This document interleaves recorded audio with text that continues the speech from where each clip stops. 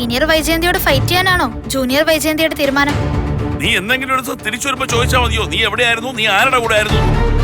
അതെന്നാ ബാലേന്ദ്ര അങ്ങനെ ഒരു വർത്താനം? പറയാൻ പറ്റാത്തത് പലതും മനസ്സിൽ ഒളിപ്പിച്ചു വെച്ചിരിക്കുന്നത് ഞാനല്ല. പിന്നെ ഞാനാണോ? ഭർത്താവിനെ മക്കളും വീടും എല്ലാം ഇട്ടിട്ട് പോയതല്ലേ? ആരെങ്കിലും ക്ഷണിച്ചായിരുന്നു ഇങ്ങോട്ട് വരാൻ?